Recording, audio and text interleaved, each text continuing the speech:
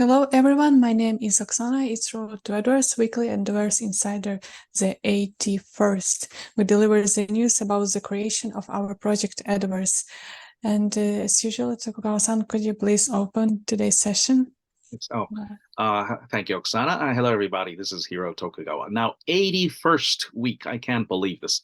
We have come so far, and are we getting any closer to the actual Edoverse? I hope we are, as I do not touch the technical side so much. All right, but so this is the third session on the ukiyo-e paintings or wood prints, which represents Tokugawa culture. Now, you see, most great art in Europe, they had sponsors.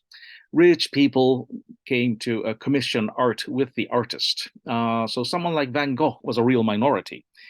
So they would be portraits, conversation pieces, landscapes to augment the real windows, and so on and so forth.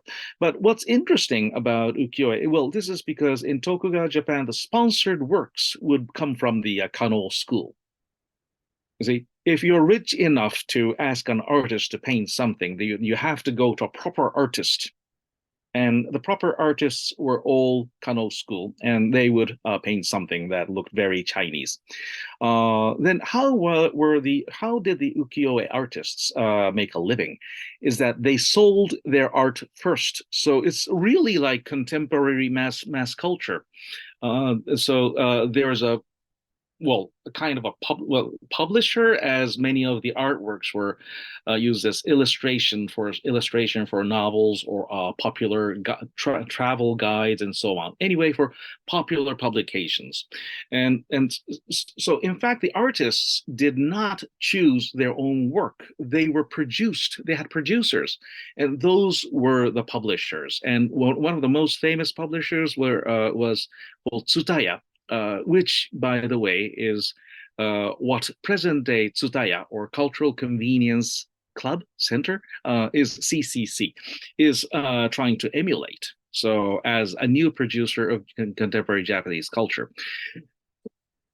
So, what Tokugawa Japan had was really the beginning of popular culture. Of course, you had something similar in Victorian London or post-revolutionary France, but the great difference is that in Japan, that mass culture represents the peak of all Japanese artistic activity, and this was not the case in Europe or in the United States, at least in the 19th century. So prior to Hollywood or home box office, Japan had the real flourishing of mass culture that could be seen as an equal to the high culture sponsored by all the wealthy samurai class. Yes, and so who were those artists? Well, many of them were actually of samurai stock. And then, but another important thing is that they had to depend very much on the craftsmen who would, and because most of their works were wood print, so you needed craftsmen to carve the drawings on wood, and then there were the very skilled workers who would do the printing. So what you see today is actually a work of collaboration. But does that reduce the talent of their talent in any way? That is like saying that the Beatles needed a recording studio. I mean, that doesn't reduce their importance any bit. By the way, I'm not a Beatles fan. I'm a Burt Bacharach fan. I'm weird. And this ukiyo-e, with its very positive attitude toward life, and since it's commercial art, they cannot be so fancy. But very luckily led to a very bold simplification. So it led to modern design. And this is why when Japan started trade with the Western countries, the Westerners were so excited by the ukiyo-e. Van Gogh, okay, again, made a copy. Manet, Monet, the Impressionists were all heavily influenced. But the Impressionists were not influenced just by the ukiyo-e. They were in competition with photography. So before that, think of all the classical French paintings, and they were really photographic. But now machines could substitute that part. And then where should painters look for beauty? And then Japanese art came in, ukiyo-e came in, this boldness in design and also the strong contrast. Naturally, it's wood print, so strong contrast between light and dark and so on. So this gave a strong hint to the Impressionists to do as they see fit. And then that led to abstract paintings. So in a sense, the ukiyo-e was probably the precursor to contemporary art as well. And that all was made possible in the cauldron of culture that was Edo City, and with strong autonomy of the commoners class, and also a very vibrant commercial culture. You see, it must always it is impossible to overstress the fact that the ukiyo-e was for mass consumption. I mean, they were printed, and so people would pay like a dime equivalent or quarter equivalent for a piece. Or on some occasions, when too many were printed, they were used as well, how should I say, to protect, let's say, porcelain for export, or sake bottles were covered with waste paper which had ukiyo-e printing on them, and that is how these works reached Europe, actually. So you see, ukiyo-e is, well, it is very original and also was made possible only under the economic circumstances of the city of Edo. Okay, so I think that is probably enough for this topic. So thank you very much, and see you next week. Bye-bye. Thank you very much, Tokugawa-san. And JJ, could you please join us? Yes, Hello. Thank you, Oksana. Hello, everybody. Hi. Last week we had monthly Edoverse, and then I think all of you guys participated in that, and then some of you guys missed that. I think we should listen to YouTube channel if you missed that opportunity. I think it was really nice, you know, for the people to understand what's the current works, and then we've shown 3 types of short teasers, which describes what types of minigame is coming. So sumo wrestler, flaming, and ninja Johnny jumping, and kisoyuma feeding. So I think it's really nice for all of you guys to understand what's coming up. And I think Edoverse K.K already announced that we had a strong partnership with Kita Denshi Corporation, which is one of the famous and strong amusement company in Japan. I think they, from my understanding, they are a manufacturer for pachinko and pachisro. So, and then I think one of the biggest one, third or second biggest company in Japan, super famous and super profitable company. And then I've seen the public release. It was really nice and attractive for all of the Edoversian, because I don't know, we cannot say like pachinko or pachisro is coming to Edoverse because it's a little bit weird, but pachinko and pachisro is you know, kind of one of the famous and popular amusement you know, gaming in Japan, and all of them knows pachinko and pachisro, but all of the amusement is coming from Edo, because Edo has a lot of cultures and histories, which is the origin of a lot of amusements, you know, activities and regulations, anything. So we could implement some kind of new gaming, and I wouldn't say casino, but new casino-wise gaming space in Edoverse, so that all of the people, all of the participants can enjoy our function and our attraction as well. So we need to define what's coming next after 3 mini games, but we could say some nice and attractive, you know, amusement place will be set up in Edoverse. Might be next year or something. So this year, and we need to you know, finalize anything, including Edo Portal. Maybe you've seen already if you had a watch on monthly Edoverse, and three mini types of game. So after that, we could have some nice collaboration with Kita Denshi Corporation.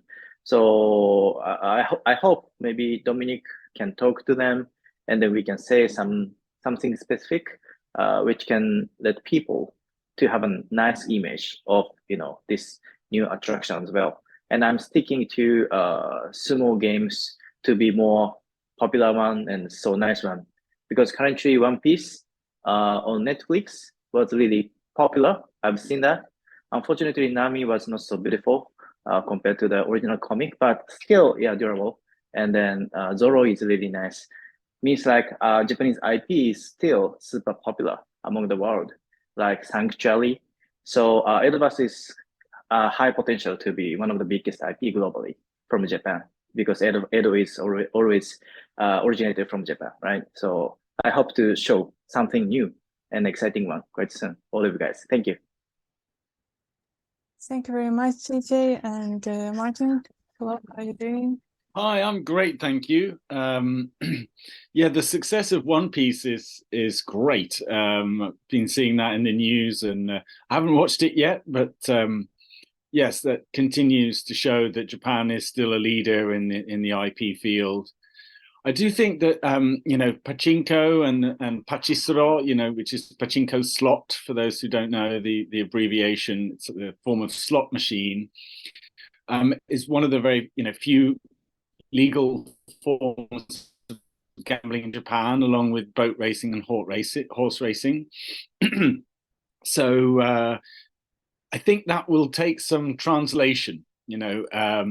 People are familiar with the slot machines that you get in Las Vegas casinos, for example, and in the UK we often have slot machines in pubs and bars and places like that, but yeah, trying to replicate that in a kind of retro future Edo kind of way, could be very, very interesting for us. And I think that it is a form of gambling, obviously, and we need to be careful about that. When I see ads for gambling sites on YouTube and other platforms, they often come with a disclaimer, and they give you helplines to counter your gambling addiction and so on and so forth. So definitely need to be mindful of that. But yeah, definitely a very interesting angle for the expansion of the Edoverse gaming empire. So yeah, excited about that.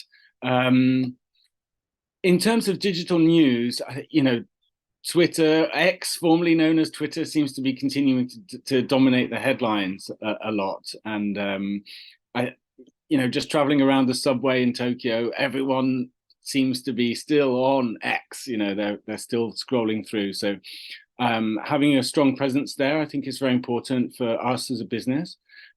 So we should try and increase the frequency of our tweets, try and interact a bit more, and I think that's a great touch point for us. So when we want to announce things like the monthly insider videos and new projects we've got coming, and so on, I think Twitter is going to remain a very, very important channel for us.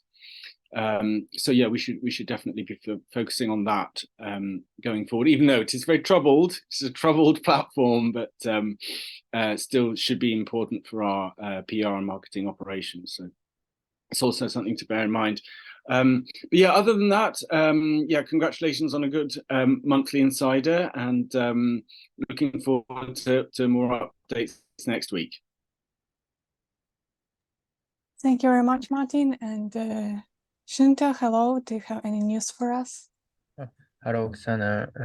I have a report of Blockchain Expo. The development of Edoverse space is also progressing, but preparation for the Blockchain Expo open in October at Macquarie are processing very well.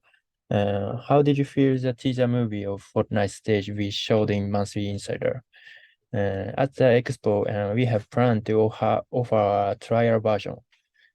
I'm looking forward to what kind of story it will have and what kind of game will come out. And also, at the expo, there are plans to hold a special discussion, including one with Mr. Tokugawa. He is expected to talk about the Tokugawa Hidden Treasure project. So please be sure to stay tuned for future updates. Thank you. Thank you very much, Shunta. And Dominic, could you please sum up today's session? Okay. Thank you, Oksana. Hello, everyone. The Shunta just mentioned everything about the expo. That looks very exciting. Many events and many projects. Just will be just revealed just at the expo in October. That'll be 25th to 27th October.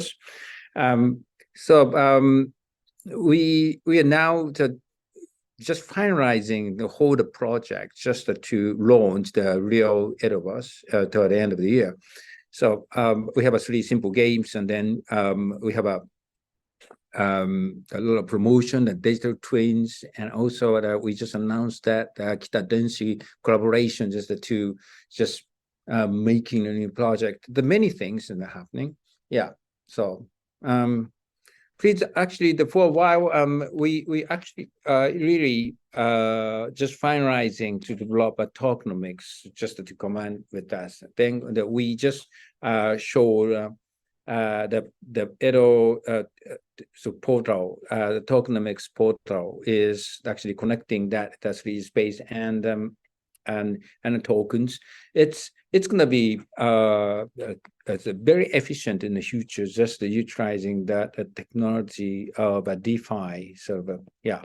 So I hope our system, our treasury is going to be a very, very smart and also a very efficient, and to just play the games, and then you can just keep the wallet and then saving the NFTs and the tokens, and then enjoy and play the game and enjoy Edoverse. Thank you. Thank you very much, Dominique, and thank everybody for listening today, and we will meet next week. Goodbye.